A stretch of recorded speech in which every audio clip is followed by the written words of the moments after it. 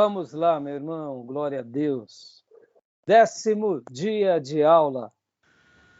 Mais uma vez, graça e paz, já oramos. Graça e paz.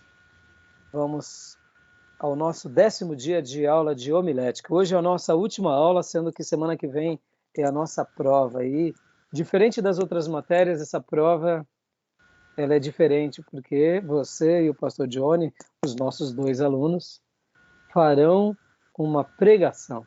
Então, fica aqui para o meu irmão, para o pastor Johnny e para os demais irmãos e amigos que assistirem esse vídeo. Todas as nossas aulas são gravadas para utilizarmos com os alunos e no futuro. Quem tiver disponibilidade, semana que vem, participar aqui da nossa aula, para que a gente prestigie essas 2 provas. Vai ser uma prova onde os alunos estarão pregando e será avaliado tanto a sua exposição, quanto também o conteúdo, o esboço, os detalhes de tudo que se aprendeu. Então vai ser uma delícia e vai ser uma bênção. Amém?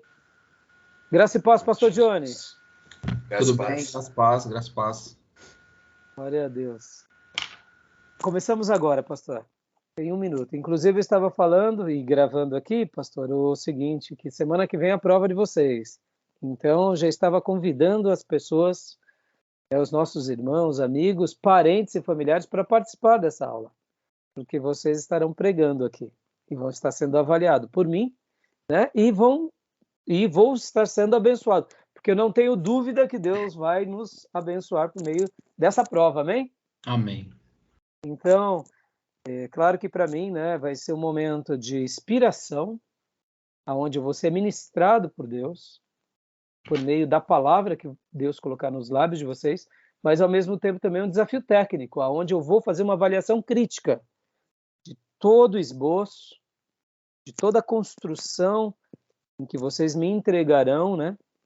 E aqui fica uma dica importante de antemão: caprichem em tudo, porque eu vou estar vendo toda a estrutura homilética, todos os detalhes do corpo, corrigindo a gramática, porque afinal de contas é uma pregação escrita em que vocês estarão expondo do jeito de vocês. Então, vocês vão ter essas 2 avaliações. Avaliação pelo fato da apresentação e como material didático. Tá bom? Joia, vai ser uma benção. E olha, guardem isso. Deus sempre nos usará quando abrirmos a nossa boca para falarmos a palavra dele. Amém? Creiam nisso, confiem nisso, se entreguem a isso. Isso é um ato de fé. O justo vive pela fé e o ministro é instrumento de fé. E quando nós pregamos a palavra, aquilo que o apóstolo Paulo diz que a nossa fé ela vem pelo ouvir, e ouvir da palavra de Deus se cumpre em cada ouvinte. Ou seja, quem ouve cresce em fé. Mas quem fala cresce também em fé, porque ele está sendo o canal de Deus. Então, confiem de todo o coração de vocês, que todas as vezes, em qualquer lugar em que vocês pregarem, seja para uma pessoa, num lar, seja numa igreja, indiferente do culto, da celebração, vocês serão usados por Deus, porque são instrumentos de Deus. Amém? Guardem isso no coração, falem com ousadia, com liberalidade, com temor e zelo, e depois que Deus usar, glorifique ao Senhor, porque a glória é para Ele, e ai de nós de pegarmos a glória do Senhor, porque se formos nos vangloriar, ai de nós, se nós temos que nos vangloriar, que a gente possa dar a glória a Deus e não a nós. E ai daquele que pega a glória de Deus e toma para si. A gente tem que se alegrar e se regozijar e não se vangloriar. Porque aquele que se vangloria pegando a glória de Deus toma daquilo que não pertence para si. Então a gente pode se regozijar de ser instrumento, porque isso é fato. Ser um vaso de Deus é fato. Ser aprovado por Deus é fato. Ser um instrumento de Deus é um fato. Mas que a glória seja para Ele. Amém? Tá bom, meus irmãos? E aqui eu quero ler hoje com vocês aqui um texto, como é praxe, de Atos 17. Hoje é a nossa 10ª aula. Que alegria, viu, meus irmãos? Que alegria. E querendo Deus, a nossa formatura será dia 5 de fevereiro, domingo, lá na igreja local. Convido vocês, só teremos um aluno se formando, que é o Felipe, no curso médio, e a aula inaugural dia 7 de fevereiro, terça-feira, também na igreja local. Vamos fazer uma festona e vamos começar mais um ano aí muito abençoado em nome de Jesus. Atos 17, eu quero ler com vocês aqui um sermão de Paulo, do versículo 16 em diante, que é muito conhecido por todos nós, que é aquele sermão de Paulo que ele profere em Atenas. E lembra que nós, na aula passada, falamos sobre métodos de proferimentos, né? Falamos do improviso, do espontâneo, falamos do catedrático, falamos do computadorizado e assim mencionamos vários tipos de proferimento. Qual foi esse proferimento aqui de Paulo? Ele vai lá para Atenas, chega lá em Atenas e de repente faz esse sermão. O que vocês acham? Como que foi esse sermão? Qual foi o método de proferimento?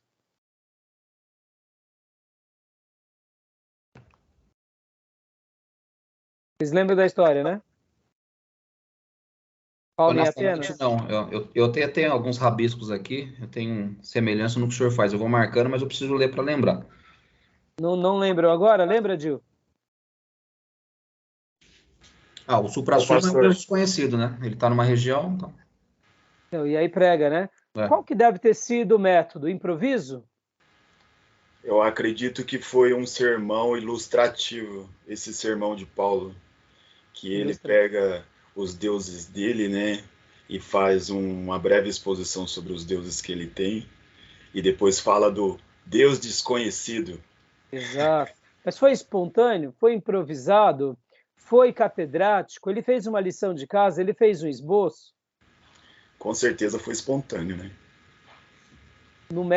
Mesclado com improviso. Lembra que eu falei que o espontâneo e o improviso não necessariamente é de uma pessoa despreparada? Porque qual era a vida de Paulo? Era estudar. Verdade. Ele era fariseu de fariseus, educado aos pés de Gamaliel, da tribo de Benjamim, ou seja, ele era um homem muito dedicado e estudado. Se converte, continua estudando. Passa 3 anos na Arábia, no deserto da Arábia, sendo ministrado pelo mestre. Da sua conversão de Damasco até Atos 13, que é Antioquia da Síria, demora por volta de 13 anos. O que Paulo fez nesses 13 anos? Sendo que 3 ele ficou no seminário integral lá no deserto da Arábia. Paulo era um homem de aplicação, de estudo, de devoção. Ele era um homem de piedade. Quando ele não estava estudando, ele estava congregando. Quando ele não estava congregando nem estudando, ele estava evangelizando. Quando ele não estava fazendo nenhuma dessas coisas, estava orando. E claro que ele descansava, claro que ele vivia, claro que ele trabalhava. Mas Paulo, mesmo aqui podendo ser improviso, espontâneo, a vida dele é uma vida de preparo. E quando a gente tem uma vida de preparo, Deus vai nos usar. A gente não vê o esboço de Paulo, mas a gente vê que Lucas, ao registrar Paulo aqui, ele dá só a síntese de como foi mais ou menos. Vamos ler? Atos 17, versículo 16 em diante. Hoje eu quero ler. Enquanto esperava por eles em Atenas, Paulo ficou profundamente indignado ao ver que a cidade estava cheia de ídolos. Ou seja, Lucas está registrando esse momento.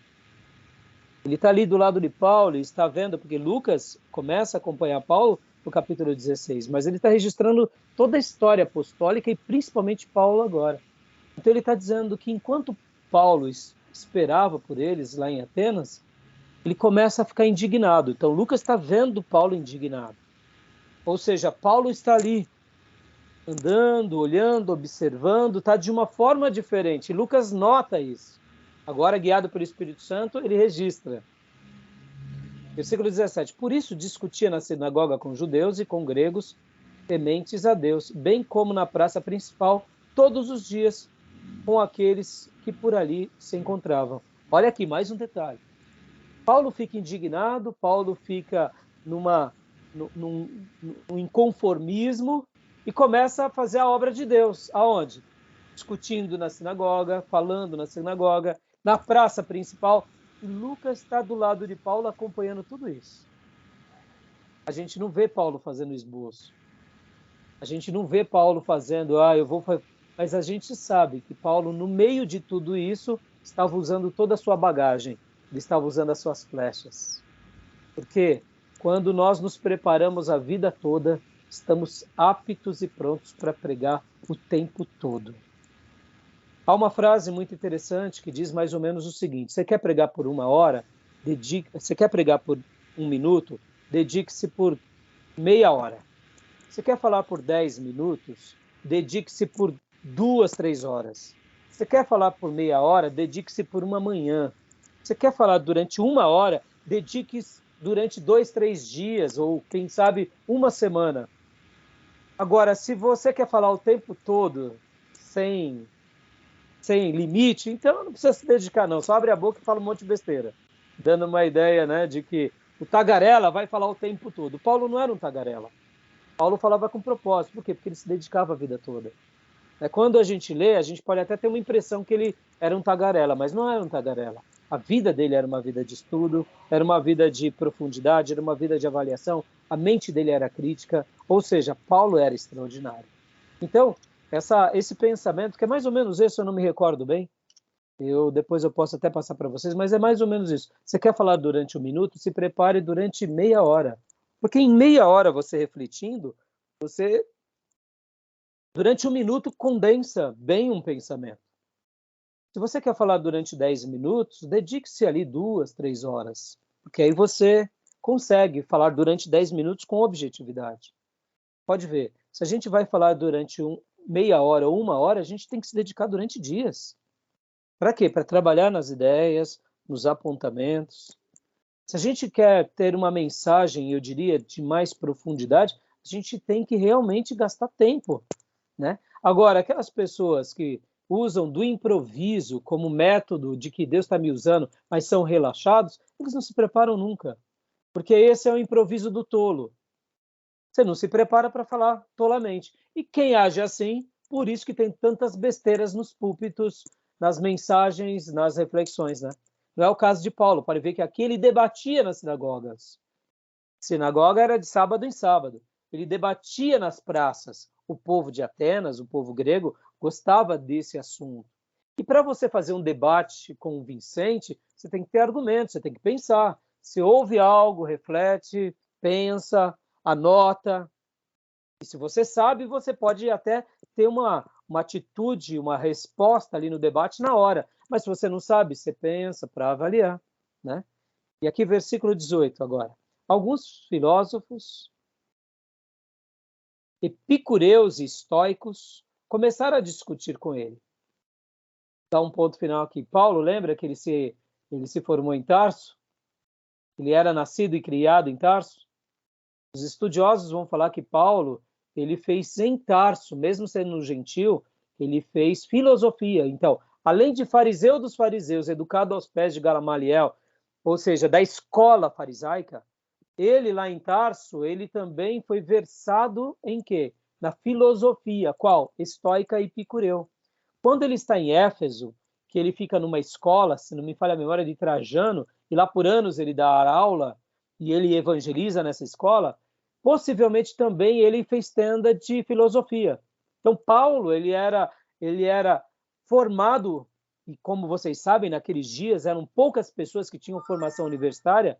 Paulo, de fato, ele tinha formação como um psicólogo, então ele dominava da psicologia também, né? Então, aqui chegam filósofos estoicos e epicureus e começam a discutir com ele. Alguns perguntavam: o que você está tentando dizer?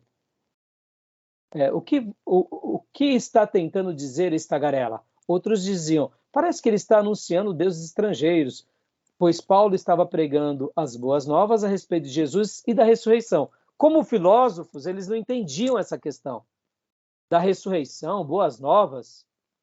Eles entendiam de filosofia, mas não entendiam das questões gregas, ou melhor, das questões judaicas. Nas sinagogas, era mais fácil para Paulo, mas nas praças não. Porque na praça, Paulo não falou a linguagem dos filósofos. Na praça, Paulo falou o quê? O evangelho e a ressurreição. Aí eu pergunto para vocês, Paulo não poderia usar aqui da filosofia para ganhar eles? Sim ou não? Podia. Mas a filosofia salva alguém? Não. O que salva a pessoa? É o Evangelho, é o anúncio de Jesus, o Salvador. Que ele nasce, cresce, vive, morre, uma morte substitutiva no nosso lugar, ressuscita. Ué, é isso o Evangelho. Mas Paulo não era judeu? Era judeu. Mas agora ele não se converte, se torna cristão? Sim. E o que ele prega? Ele prega o cristianismo bíblico. Não se preocupa com a filosofia. Ou seja, ele vai contra a cultura. Ele tinha uma formação científica daqueles homens, mas ele não fala tentando atingir o intelecto.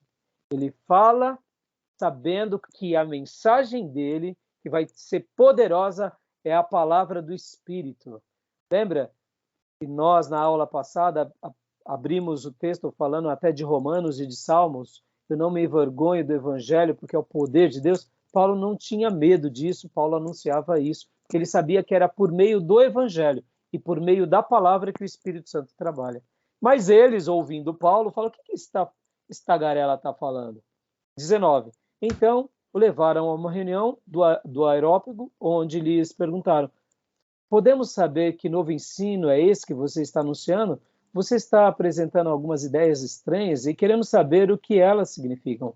Todos os atenienses estrangeiros que ali viviam não se preocupavam com outras coisas senão falar ou ouvir as últimas novidades. Então Paulo levantou-se na reunião do Areópago e disse-lhes: atenienses, vejo que em todos os aspectos vocês são muito religiosos, pois, andando pela cidade, observei cuidadosamente seus objetos de culto e encontrei até um altar com esta inscrição: ao Deus desconhecido. Ora, o que vocês adoram, apesar de não conhecerem, eu lhes anuncio. Aqui Paulo, deixa eu fazer um ponto aqui, a gente vai trabalhar bastante isso nas aulas de missões. Paulo, ele precisava se fazer compreendido. Como que ele ia falar das boas novas e como que ele ia falar da ressurreição se eles não estavam abertos a entender isso? Mas notem, eles gostavam de se reunir nas praças para ouvir as últimas novidades, né? Ou seja, era o hábito deles. Qual é a última novidade? A minha esposa conhece uma pessoa e quando ele chega em casa, essa pessoa diz assim: e aí, bem, tem alguma fofoquinha? E faz assim. Aí esse rapaz tem um filho. Aí o filho fala assim: pai, hoje não tem nenhuma fofoquinha. Os atenienses eram mais ou menos assim: e aí? O que está rolando na cidade? Qual é a fofoca? Mais ou menos isso. Mais intelectualizado, mas entre as palavras, no outro contexto, era isso. Queriam saber das novidades, das fofocas. E Paulo chega com essa mensagem diferente. Mas Paulo, agora, guiado por Deus, ele fala: eu preciso falar algo que eles vão compreender. E Paulo aqui faz essa ponte, como você disse, Gil, pastor. Ele conhecia a história de Atenas, ele sabia da história do que tinha acontecido. Na aula de missões, a gente vai estar trabalhando sobre um livro e a gente vai trabalhar muito sobre isso. E aí ele faz a ponte. Ele fala: já sei como vai ser o gatilho para que eles compreendam a mensagem do Evangelho. Mesmo que eles não compreendam plenamente, uma coisa vai ser fato: eu vou anunciar de uma forma onde eles entendam. Lembra que Paulo diz: eu me fiz de louco para ganhar os loucos, de sábio para ganhar os sábios? Ou seja, Paulo aqui ele não estava ajustando o Evangelho à cultura, mas ele estava pegando o Evangelho e falando de uma forma em que eles compreendessem o Evangelho. É como falar do Evangelho para pessoas pobres e falar do Evangelho para pessoas ricas, falar do Evangelho para pessoas inteligentes. É o mesmo Evangelho, mas você tem que saber apresentar, porque faz parte da vida da pessoa, do network da pessoa, faz parte dos dilemas. Então, é uma maneira em que nós, como pregadores, precisamos nos adaptar. Paulo fez isso. E aí, ele então fala sobre isso. Eu andando na cidade vi ao Deus desconhecido. Ora, o que vocês adoram, apesar de não conhecerem, eu lhes anuncio. Versículo 24. O Deus que fez o mundo e tudo que nele há é o Senhor dos céus e da terra, e não habita em santuários feitos por mãos humanas. Ele não é servido por mãos de homens, como se necessitasse de algo, porque ele mesmo dá a todos a vida, o fôlego e as demais coisas. De um só, ele fez todos os povos para que povoassem toda a terra, tendo determinado os tempos anteriormente estabelecidos e os lugares exatos em que deveriam habitar. Deus fez isso para que os homens o buscassem e talvez, tateando, pudessem encontrá-lo, embora não esteja longe de cada um de nós. Pois nele vivemos, nos movemos e existimos, como os disseram alguns dos poetas de vocês. Também somos descendentes dele. O versículo 28, olha que interessante. Essa é uma frase muito usada entre os estoicos e epicureus. Paulo fala, inclusive, ele pega uma frase que era muito usada na escola filosófica dos estoicos e dos epicureus e diz, olha, ele cita, porque essa era uma verdade que tinha correspondência com a Bíblia. Pois nele vivemos, nos movemos e existimos, como disseram alguns dos poetas de vocês. Também somos descendência dele. Assim, visto que somos descendência de Deus, não devemos pensar que a divindade é semelhante a uma escultura de prata, de ouro, de prata e de pedras, feita pela arte e imaginação de homens. No passado, Deus não levou em conta essa ignorância, mas agora ordena que todos, em todo lugar, se arrependam. Olha como Paulo vai na jugular. Era uma cidade pagã, onde tinha muitos ídolos. Ele não adoça a mensagem. Era uma cidade rica. Paulo poderia ser palatável, mas Paulo é fiel à mensagem do Evangelho. Faz uma ponte, anuncia, mostra, fala com ternura, com amor, usa um pano de fundo com relação ao Deus desconhecido, porque vocês vão aprender comigo sobre isso em missões. É muito interessante essa história, conhecendo todo o pano de fundo do que aconteceu alguns séculos atrás. E Paulo, inclusive, usa até a escola filosófica para mostrar, olha, eu sei do que vocês estão vivendo. No entanto, no passado, Deus não levou em conta a ignorância, mas agora, que chegou o Filho de Deus, Deus quer uma coisa de todos vocês, que se arrependam. 31. Pois estabeleceu um dia em que há de julgar o mundo com justiça por meio do homem que designou, e deu provas disso a todos, ressuscitando dentre os mortos. Quando ouviram sobre a ressurreição dos mortos, alguns zombaram deles e outros disseram, a esse respeito nós ouviremos outra vez. A esse respeito nós ouviremos outra vez. Quando Paulo tocou no assunto da ressurreição, não, aí já começou aquele burburinho, já desarmonizou a mensagem do apóstolo, alguns falaram isso, outros zombaram, ressurreição, que besteira, já quebrou o culto do pregador, do missionário, do apóstolo. E aí Paulo, então, 33, com isso Paulo retirou-se do meio deles. Pode ver que o sermão de Paulo não teve oração, não teve apelo, não teve nenhuma conclusão. Lembra que eu falei começo, meio e fim? Estamos aqui diante de pessoas em Atenas, com uma história grega, mas quando entrou num assunto meio desconfortante, eles terminaram ali a reunião dessa mesma forma, mas Paulo não se importou. Com isso, Paulo retirou-se do meio deles, versículo 34. Alguns homens juntaram-se a ele e creram. Entre eles estavam Dionísio, membro do Areópago, e também uma mulher chamada Damares, e outros com eles. Pode ver que aqui há conversão, porque alguns que chegaram mais perto dele e quiseram saber mais, pode ver que alguns homens juntam-se a ele. A reunião acabou ali, mas alguns ficaram, deram ouvido, e ali a semente frutificou. Né? Não houve o apelo. Lembra que a gente comentou sobre isso? Paulo, quem quer aceitar? Não, foi o próprio poder da palavra confrontando cultura. Paulo não se rebaixou, Paulo não se humilhou, Paulo não quis falar uma coisa palatável para ter uma grande igreja rica ali. Paulo era aquilo que a gente sabe, ele era um homem aprovado por Deus. Se Deus realmente gerar salvação, amém. Alguns estudiosos vão dizer que Paulo, aqui em Atenas, não deixa uma igreja, porque ele deu um discurso muito inteligente. Eu não creio nisso. Aqui nasceu uma igreja. A gente não tem historicamente uma igreja em Atenas. Pode ver que ele não escreve nenhuma carta aos crentes de Atenas. Mas aqui nasceu uma pequenina igreja. Pode ver que esses alguns, Dionísio e Damares, foram pessoas que se converteram. Pastor, e aí? Depois disso, não sabemos. historicamente a gente não tem uma noção. Alguns estudiosos vão dizer que Paulo faz uma mensagem usando a cultura e tal, e ali não cria uma igreja, mas depois daqui ele vai para Corinto. E lá em Corinto ele tem uma crise. Por que ele tem uma crise?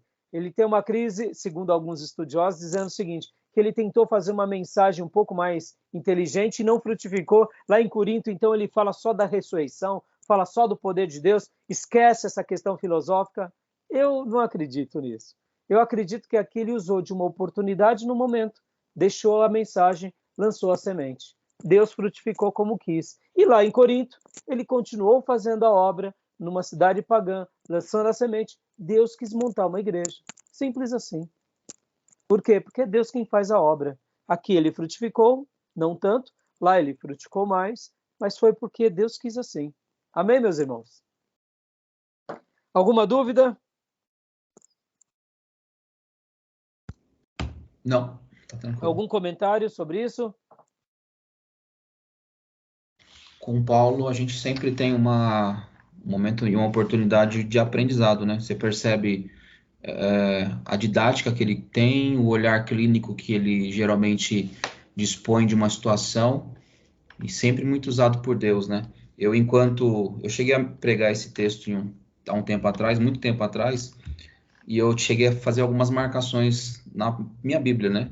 E aí eu marquei, primeiro ponto ele chama atenção, o segundo ele cria interesse, né? Porque se a gente olhar esse histórico, inevitavelmente é o que ele faz acontecer. E depois ele traz a resposta, e a resposta que, de fato, o povo precisa, né? Eles precisam enxergar a salvação em Cristo Jesus. E de fato, pastor, muito bem colocado. Você pode ver que ele prega a palavra. Ele viu que alguns zombaram, outros não quiseram saber, mas ele estava ali anunciando. Ele foi fiel à comunicação. E eu fiz questão de ler esse texto, hoje gastei um pouco mais aqui na minha leitura inicial, de propósito, para mostrar, olha a estrutura de Paulo. Teve começo, meio e fim? Teve. Ele chama atenção, cria curiosidade e transmite a mensagem? Teve. Mas qual foi o esboço dele? Temos um título? Temos uma tese? Temos o primeiro argumento, o segundo, o terceiro? Você entende que quando nós lemos as Escrituras e vemos um sermão como esse, uma dinâmica como essa, a pregação e o sermão ele é muito mais vivo, ele acontece. O que Lucas estava dizendo aqui? Lucas estava registrando vários dias, mas abordando o ponto principal. Porque pode ver que durante esses dias ele debatia na sinagoga, ou seja, não foi um dia só, foram vários dias. E durante vários dias ele debateu nas praças. E possivelmente esse era o quê? O esboço de Paulo que ele ia debater nas praças quase todos os dias. Era o mesmo discurso. Então Lucas, quando ele registra, ele está dizendo o seguinte, olha, Paulo pregava assim. E olha o comportamento de Paulo com relação aos seus ouvintes. A gente tem que lembrar que Atenas sempre foi uma grande cidade da antiguidade. E que aqui não eram pessoas quaisquer. Paulo montar uma igreja em Atenas era montar uma igreja num lugar estratégico. Por que ele não montou? É porque, de fato, Deus não permitiu. O fato dele estar pregando já é o maior interesse dele estar formando ali uma comunidade. Será que Atenas era uma cidade muito mais rica e poderosa do que a cidade de Filipos? Claro que sim. Por quê? Porque a gente tem uma história em Atenas. Mas por que Deus permite com que se vingue uma igreja em Filipos e não vingue uma igreja em Atenas? São mistérios de Deus. Quando nós olhamos o reino de Deus nessa perspectiva, que é a perspectiva de um ministro, a gente aprende muita coisa. Porque a gente vê que, na realidade, esse negócio de fazer igreja, de montar igreja, de ser fiel, está muito além da gente. Que nós só somos coadjuvantes de um processo. E que as nossas estruturas, que o nosso aprendizado é para que a gente aplique isso na vida. Claro que dominicalmente, nos cultos, a gente tem que ter mais estrutura, podemos ter mais liturgia, mas perceba, estar preparado para pregar é muito mais do que ter uma estrutura, é ter uma vida, é ter um legado. Então, eu fiz questão hoje de pegar esse exemplo de Paulo, porque ele é uma boa síntese para desconstruir o que a gente construiu. Como assim, pastor? A gente passou aqui vários dias construindo a estrutura de um sermão, para que a gente possa não ficar preso à estrutura, mas preso ao espírito do sermão. Porque eu posso dominar estruturas, mas ser apenas um pregador vazio, sem essência. E posso ter uma essência que, quando eu tenho essa essência, essa vida regado de estrutura, aí eu vou ser uma bênção onde estiver. Porque ser ministro é muito mais do que ser um orador. O orador se pressupõe, eu tenho a estrutura, eu tenho a didática, eu tenho a oratória. Eu me torno orador. Mas o ministro do evangelho, ele é muito mais do que um orador. Ele é muito mais, a vida dele é uma mensagem. Que hora ele prega. Porque ser um orador apenas e não ter uma vida, não vai dar um ministério frutífero e realizado. A gente vê isso na Bíblia e a gente vê isso na história. Quando eu tenho uma vida de piedade, de estudo, de zelo, de quebrantamento, de doação, e aí eu me preparo, e aí eu crio estrutura, aí eu posso então servir com mais excelência, como foram tantos ministros ao longo dos séculos. Mas se eu só tenho a estrutura e perco a essência, eu não vou ter um ministério longevo. E essa é a razão porque temos tantas pessoas que naufragam como cristãos e como ministro, porque eles priorizam a estética e não a essência. Então, eu fiz questão de pegar aqui Paulo nessa história aqui e Lucas registrando Paulo para mostrar que muitas vezes a gente não tem que estar preocupado, puxa vida, puxa, na minha mensagem eu não apresentei o título, eu não apresentei a tese, os meus argumentos não foram tão bons. Aí eu pergunto, tá bom, você pode até não ter sido tudo isso, que homileticamente, estruturalmente, você pode até ter uma nota que não foi tão boa, mas você ouviu Deus falando para você?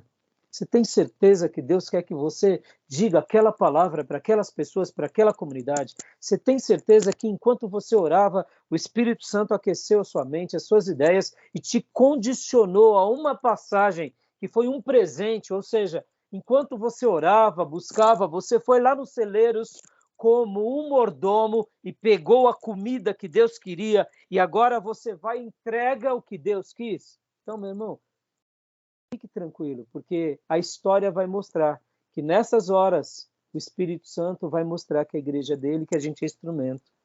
Que tem hora que a gente vai pregar muitas vezes uma mensagem mais simples, menos palatável, mas o efeito vai ser poderoso, porque a gente foi fiel ao Espírito Santo, ao toque do Senhor, essa questão da honestidade. Por quê? Porque antes de estarmos trazendo uma mensagem, estarmos pregando uma palavra, nós estamos levando a mensagem que o Pai quis nos dar. E isso é o que importa para a gente. Por isso que a arte de pregar é muito mais do que ser um bom pregador. A arte de pregar é, de fato, é ter certeza de que, Senhor, eu estou te agradando, eu estou cumprindo a tua vontade, eu transmiti o teu querer, e por isso que sobre nós repousa um ministério maravilhoso, desafiador, inexplicável, que ao mesmo tempo tem hora que a gente vai nadar de braçada e tem hora que a gente vai nadar contra a maré. E a gente vai aprender nessa comunhão com Deus, da experiência da vida, a hora a gente vai acertar e vai ver pessoas sendo transformadas, a hora a gente vai errar, mas quando errarmos que a gente possa se perguntar onde eu falhei. Porque a vida de um pregador é muito mais do que ser um orador, tá bom? E aqui a gente vê Paulo sendo muito feliz. E graças a Deus que Lucas registrou essa lição, porque aí a gente aprende que muito mais do que uma estrutura, porque se a gente fosse aqui avaliar a estrutura de Paulo, ela é linda porque ela é inspirada, mas a gente poderia achar defeitos. A gente poderia achar defeitos na oratória clássica. Mas eu te digo, Paulo estava preocupado com a oratória clássica ou ele estava preocupado em ser boca de Deus? O peretai, ser aquele que leva a comida. Ele levou a comida e frutificou. Amém? Não formou uma igreja porque Deus não quis. Formou lá entre os corintianos, porque Deus quis. Então, é assim, tem coisas que a gente... A igreja, como Martin Lloyd Jones diz nesse livro, a igreja é de Deus. Nós somos de Deus. Só somos instrumentos e temos que estar sensíveis ao Espírito Santo. Tá bom, meus irmãos? Hoje a gente vai trabalhar no livro, né, no nosso livro-texto. Mas antes de trabalhar no livro-texto, deixa eu mostrar aqui para vocês. Tudo bem até aí? Querem fazer alguma pergunta? Algum comentário, Gil? Johnny? Não, pastor, tranquilo. Tranquilo? Eu peguei aqui, irmãos, alguns livros muito bons de esboços, né? Só para mostrar para vocês aqui, ó, Sermões para o Ano Inteiro, de Joá Caetano. Não vai dar para vocês verem, mas assim, aqui dá para você dar uma olhadinha. Ó, são esboços, estão vendo nessa página? Aqui é um esboço. Né? A visão de Deus, Jeremias 32, 19. Primeiro ponto, é universal. Aí tem alguns subitens. Segundo ponto, é indiscriminatória. Terceiro ponto, é transcendental. Quarto ponto, tem propósito definido. É um esboço. Objetivo, não tem introdução, não tem tese, nem conclusão, nem ilustração. Aí eu te pergunto, Deus usa isso? Usa. Possivelmente, nosso irmão, ele registrou isso em cima das experiências dele do que de ministério, porque ele é pastor e missionário por mais de 35 anos, escritor, líder cristão, conferencista. Então ele estava aqui registrando o quê? Só os esboços. Isso é útil? É. Escrever um livro assim é bom, pastor? Eu, particularmente, não acho tão agradável. Por quê? Eu vou ficar pegando esboços cortados, mas como ferramenta de trabalho para um seminarista e para um professor de escola bíblica, para um pastor, ele é muito interessante. Por quê? Olha aqui, sermões temáticos. Aí vem oração e jejum, louvor, fé, santa ceia, batismo nas águas. Aí olha como ajuda. Então olha a utilidade. Porque às vezes a gente vai fazer um batismo, você fala, poxa vida, que sermão que eu vou pregar? Deixa eu ver aquele livro de esboço. E aí você vê um esboço. Você fala, puxa, essa ideia é legal. Então, como ferramenta para ampliar, mas não como livro devocional, né? Mas olha, fica aqui uma dica para que um dia, se você quiser escrever um livro assim, você pode escrever. É um livro. É útil. Não é aquele livro, né, que realmente a gente desfrute. Olha agora aqui outro livro dessa mesma linha, da Publicações Shed, só que aqui, ó, esboços bíblicos do Gênesis ao Apocalipse, aprendendo com o príncipe dos pregadores. Aqui já é esboços de Spurgeon, feito pela Publicações Shed. Cita aí, por exemplo, um capítulo qualquer. Aqui, ó, só para vocês terem uma ideia, são títulos que vai do 1 até 194. Dá um número aí, pastor. 12. 12. E você, Gil? 7. Então vamos lá. 12. Incapacidade moral. Eita, Josué 24, 19. Vamos ver, página 31. Aqui já são esboços do príncipe. Então, opa, vamos lá. Você vê, ó, o pastor missionário é uma ferramenta. Vamos ver agora o 12 aqui, página 33. Depois eu posso mandar para vocês um print ou um escaneio e mando para vocês. Olha só, o sermão 12. Ué, o título aqui estava outro, quer ver? Ó? Olha só que interessante. Aqui está como... Ah, não, desculpa. A incapacidade moral é o 11. O 12 é a oliveira fiel. Melhorou, hein, pastor? Juízes 9:9. Não, aqui está Judas. Não, aí ele colocou Judas, depois ele começa Juízes. Porém, a oliveira lhes respondeu, deixaria eu o meu óleo, que Deus e os homens em mim prezam, e iria pairar sobre as árvores? A oliveira fiel é o título. Aí vem uma breve introdução, uma frase, bem pequenina, e aí vem o primeiro ponto, as promoções aparentes não devem atrair-nos. Aí vem algumas frases de Spurgeon. 2. Não se deve brincar com as vantagens reais. 3. Deve-se tirar proveito da tentação. E depois vem uma conclusão. Olha aí, o esboço melhor ou não? Do príncipe. Mais trabalhado. Aqui já é mais gostoso de ler, porque ele já desenvolve em cada argumento uma frase, um pensamento. Olha, uma outra ideia de publicação de livros no futuro.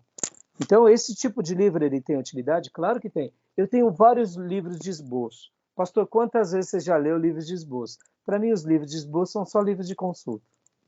Entendeu? Agora eu vou pegar um terceiro livro de esboço aqui, do R.T. Kendall, Esboços de Teologia, Doutrina e Sermões, volume 1. Aí, aqui é mais legal. Gil, eu acabei não lendo o seu lá, mas manda aqui um outro número. Aqui são vários esboços do número 1 ao 53. Fala um número aí. 42. 42. Permitindo que Deus nos ame. Olha que título legal. Página 366. Esse livro eu já gostei mais do que o de Spurgeon. Porque esse livro aqui, 366, ele vai fazer literalmente o quê? Um esboço nos moldes da oratória. Olha só. Permitindo que Deus nos ame. Aqui ele vai ter, nesse esboço, 1, 2, 3, 4, 5, 6, 7. 7 páginas. Olha que delícia. Ou seja, é um sermão praticamente completo. Permitindo que Deus nos ame. Aí tem uma introdução. Na introdução tem A, B, C. Só na introdução, hein? A, B, C, D. Ou seja, a introdução dele, ele já subdivide em 4 pontos. 4 ideias. Aí ele vai para o primeiro argumento. Premissa, Deus nos ama. Aí, dentro do ponto 1, tem várias subdivisões super interessantes. Depois, segundo ponto, como permitimos que Deus nos ame? Várias subdivisões também. E aí o terceiro, não tem o terceiro. São 2 divisões, com várias subdivisões. E a conclusão. Concorda que esse sermão aqui, para um seminarista, ele está bem mais completo, já é um estudo? E aqui ele é muito mais profundo, muito mais trabalhado. Agora, perceba, a gente saiu de um livro de esboço simples para um livro de esboço um pouco melhorado, para um livro de estudo mais aprofundado. Todos eles têm a sua utilidade. Por isso que a gente não pode subestimar, são estilos. Deus usou eles na literatura, está aqui, hoje serve para nós como ferramenta, e no ministério, com certeza, eles foram úteis. Pegando essa ideia e pregando. O que ele registrou, muitas vezes no papel, vamos pegar o exemplo do pastor aqui, que é pastor e conferencista e missionário. De repente, ele só registrava o quê? A ideia principal. E quando ele vai pregar, ele pregava bastante. Mas na hora de registrar, ele não guardou um acervo tão grande em livro. Esse outro irmão, por exemplo, o R.T. Kendall, ele já guardou um acervo que vai perpetuar para a história. No entanto, eu não sei se ele de fato era um pregador e um missionário que vivia ganhando muitas almas. Está entendendo o que eu quero dizer? Olha como Deus usa quem Ele quer, quando Ele quer. E um sermão, ele pode ser um ato de proferimento que marca uma geração, ganha vidas, transforma gerações, mas outros sermões vão ser o quê? Uma obra literária que vai se perpetuar durante o quê? Durante 5 séculos. Olha que interessante. O pregador pregou aqui, ganhou 20, ganhou 100. Mas o outro sermão que foi escrito vai ser útil durante 5 séculos. É o caso de Spurgeon. Quantos são os sermões, como aqui, por exemplo, a Figueira Murcha, que é um sermão de Spurgeon. Quantos milhares de sermões temos de Spurgeon? Chegaram até nós porque um dia ele registrou o quê? Em livro. Isso é fantástico. Estão entendendo, meus irmãos? Que Deus possa nos usar como Ele desejar, tá bom? E agora, para eu concluir, para a gente já ir para o livro, texto, só agora falando um pouco mais tecnicamente. Olha esse livro aqui, ó, Pregação ao Alcance de Todos. Esse livro, que também é da Edições Vida Nova, olha que legal. Ele trabalha em 3 premissas: a homilética fundamental, a homilética material e a homilética formal. O que ele faz aqui? Quando ele fala sobre a homilética fundamental, ele está trabalhando essa questão das características, o problema da homilética, a importância da homilética, a natureza da homilética e o alvo dela. Já na homilética material, ele vai trabalhar o seguinte: como que a gente estuda? Como que a gente aplica isso? Como a gente faz uma exegese? Como que a gente realmente trata de tudo isso, extraindo o fruto desse trabalho, dessa meditação? E na homilética formal, é como eu apresento, como eu prego. Percebam? O assunto é muito amplo e é muito rico, tá bom? Só estou fazendo uma pincelada de algumas obras, só para vocês terem uma ideia. E o último livro que eu quero citar é esse daqui, que é o Sermão Eficaz, do James D. Crane. Ele fala sobre o sermão eficaz. E é muito legal a divisão desse livro, porque ele vai trabalhar que o sermão eficaz exige um preparo idôneo.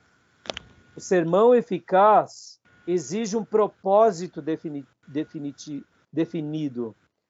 O sermão eficaz exige uma mensagem bíblica. O sermão eficaz exige uma boa ordem. O sermão eficaz exige uma elaboração adequada. O sermão eficaz exige uma comunicação persuasiva. O sermão eficaz exige variedade de semana em semana. Olha que interessante. Isso é um tema legal. Aqui já dando-nos dicas sobre como termos um sermão eficaz. A única coisa ruim desse livro é o seguinte: é um livro com a letra pequeniníssima. Se fosse uma letra maior, daria um livro de 400 páginas.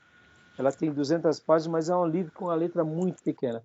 Tá bom, meus irmãos? Eu fiz questão de só fazer uma citação aqui para vocês verem o quanto nós fomos abençoados ao longo dos séculos com tantos materiais magníficos. Tá bom? Beleza? Tudo bem? Tranquilo? Alguma pergunta?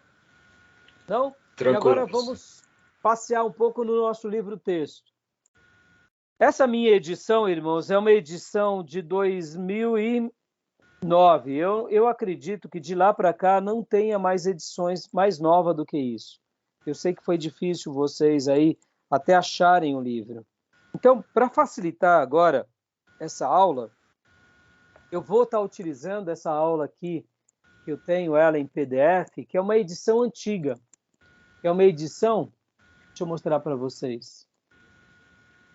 É uma edição de 1900, olha só, que coisa interessante. Vou pôr no modo pequeno, tá? Estão enxergando? O preparo e a entrega de sermões. John A. Broadus. Nova edição, revista por... Aí vem o nome do autor. 1960 foi essa obra. Ou seja, os nossos alunos, ou melhor, os nossos irmãos seminaristas e pastores já estudavam isso, olha, meus irmãos, em 1960. Coisa linda, né? Só de imaginar isso nos enche de orgulho, né?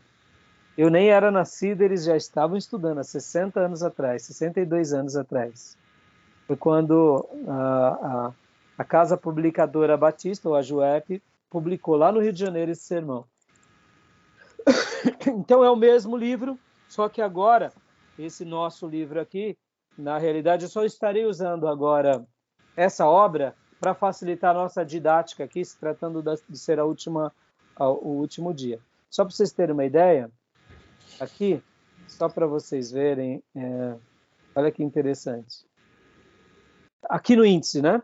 Prefácio à nova edição edição revista. Prefácio à edição revista, prefácio do autor à primeira edição. Aqui no livro que eu tenho em mãos, tem mais outros 2 prefácios, ou seja, de outras 2 edições, né? E tanto é que a estrutura do índice, ou seja, do meu livro para esse que eu estou apresentando para vocês, está bem diferente. Aqui, por exemplo, aqui apresenta Primeira parte, as bases do sermão. Aliás, aí vem a introdução, né? A introdução aqui tem 6 capítulos. A minha introdução aqui também, ela tem um pouco mais. Ela está subdividida em 4 partes. Mas só para vocês terem uma ideia, 4, 6, 12,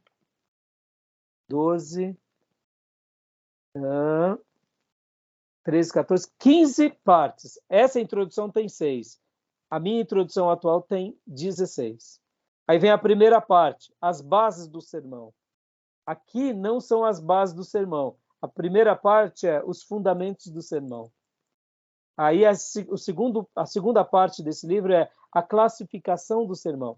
Aqui já é diferente, é a interpretação de textos, assuntos, a classificação de assuntos.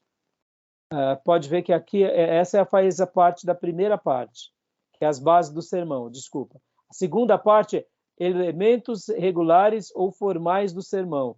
Aqui já é a classificação do sermão. O terceiro aqui é os elementos funcionais do sermão. Os terceiros aqui sim eles mantiveram os elementos formais do sermão. Ali eles chamaram de funcionais. E a quarta parte, o estilo do sermão. E aqui eles chamaram elementos funcionais do sermão, na quarta parte. A quinta parte, aqui no meu livro, é o estilo do sermão. No livro que eu estou apresentando para vocês, que é essa edição de 1960, é Métodos de Preparo e Enunciado de Sermões. A sexta parte, aqui, pode ver que aqui acaba a quinta parte, e logo vem a conclusão e a parte bibliográfica. No meu livro tem a quinta parte, a sexta parte, sétima e a oitava, sendo a preparação de sermões, a elocução de sermões e a direção do culto público. Talvez você me pergunte assim, pastor, mas e aí, pastor? Então, esse livro de 1960 mudou tanto para esse livro atual? É isso que entra o papel das editoras. Eles fazem essa remodelagem, entendeu, irmãos? Até para dar uma melhorada, colocam coisas novas, obras novas, para dar essa enriquecida. É o mesmo livro, na essência é o mesmo livro, as ideias. Só que os editores, muitas vezes, o que eles fazem? Eles pegam obras que o autor já tem e dão aquelas apimentadas, dão aquelas enriquecidas, dão aquelas temperadas. Para quê? Para que aquela obra tenha, eu diria, um brilho novo. E não somente isso, mas vamos pensar assim, irmãos. Uma última coisa aqui que é interessante. Quando a gente vê aqui na introdução, logo de cara, na introdução, dá para vocês lerem? Não, está muito pequeno, né? Tá muito pequeno, pastor. Então, peraí, vamos pôr aqui num outro formato.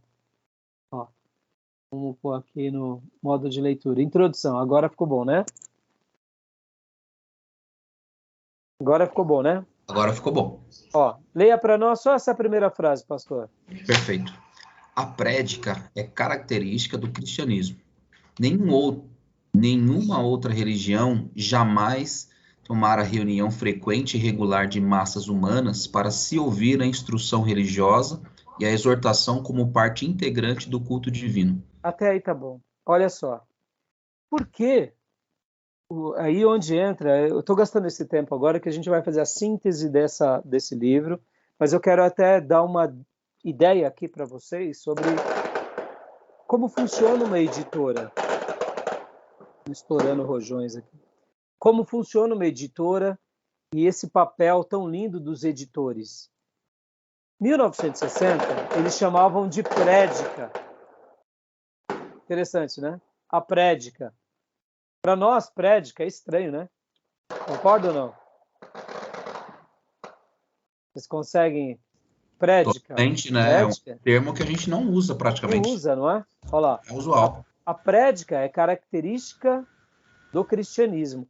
Nenhuma outra religião jamais tomara a reunião frequente e regular de massas humanas para se servir a instrução religiosa. Olha como o linguajar aqui está formal. Concorda? Você concorda que se a gente vai e edita esse livro, só de cara a gente perde pontos, porque a prédica, e aí nenhuma outra religião jamais tomara a reunião. Tomara, são palavras que hoje nós não usamos. A minha introdução aqui, a pregação é típica do cristianismo. Opa, melhorou ou não? Total, é uma linguagem mais contemporânea. Nenhuma outra religião fez da reunião regular e frequente de grupos de pessoas para ouvir instruções, exortações religiosas, uma parte integral do culto divino. Opa, mudou todo o livro. Concorda? Entenderam? Então, por essa razão, quando a gente lê uma obra muito antiga, a gente tem que dar esse desconto, porque é um linguajar de outra época e a gente precisa fazer essa ponte. Por isso que é um trabalho muito lindo dos editores. Isso não é fácil. Tá bom até aí, beleza? Tranquilo? Então a gente vai dar uma passeada no livro. E hoje, como eu tinha pedido para vocês, né?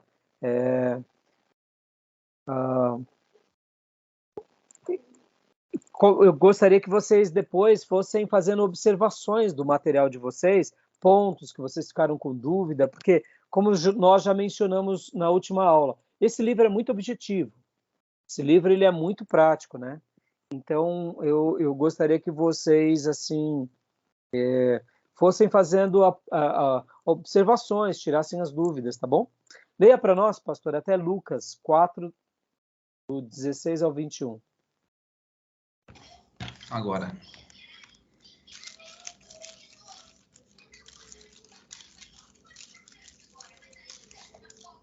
Lucas 4. Não, desculpa. Você lê aqui na tela o texto que está aí, o lugar e o poder da prédica. Seria o lugar e o poder da pregação. Até Lucas. Perfeito. No ministério de Jesus, a prédica ocupou o lugar central. Embora fortemente tentado a dar primazia a outros métodos de abordar o povo, Jesus veio pregando. Na sinagoga de Nazaré, o mestre se descreveu a si mesmo como divinamente enviado a pregar boas novas ao pobre, a proclamar liberdade aos cativos, a anunciar o ano aceitável do Senhor. Lucas 4, 16 ao 21. Só aqui gastando um minuto com vocês sobre esse ponto, né? A pregação, irmãos, ela é essencial na vida de um pastor. Eu sei que pode ter pastor que fazem mais um trabalho de gabinete pastoral, de aconselhamento. Mas, como disse Martin Lloyd Jones nessa obra, quando nós usamos o púlpito de forma correta e de forma bíblica, a pregação cura muitas pessoas, muito mais do que na individualidade de um gabinete pastoral. O gabinete pastoral não deve ser desprezado, ele é útil, ele é importante, mas a pregação é o grande momento onde Deus se comunica com todos e Deus atinge todos de uma forma em que somente o Espírito Santo conhece aquelas vidas. Por essa razão, a gente vê que Jesus, ao mesmo tempo que ele gastou tempo para 12, percebam, ele não gastou tempo para um, foram para 12. E ele prepara esses 12 e os envia a pregar. Não somente no final do ministério, mas por várias vezes ele enviou de 2 em 2, pregando nos lugares. Então a pregação foi fundamental na vida dele, anunciando o reino, treinando pessoas para que essas pessoas também anunciassem o reino. Então Jesus, se o foco de Jesus fosse o gabinete pastoral, ele não prepararia 12, ele iria de indivíduo em indivíduo. É importante ir de indivíduo em indivíduo? Mas a pregação pública, para muitos, é muito importante, e a gente vê na vida de Jesus que ele fez dessa obra um carro-chefe do seu ministério, sendo que na pregação era uma pregação com ensino e um ensino com pregação. Ou seja, havia uma importância muito grande e uma relevância muito grande no que se diz respeito à obra da pregação e o poder da pregação. Tá bom, meus irmãos? Tudo bem até aí? Tranquilo? Tudo bem. Tranquilo. Eu vou parar a gravação aqui, que está dando 1 hora, tá bom? Para a gente abrir um próximo bloco.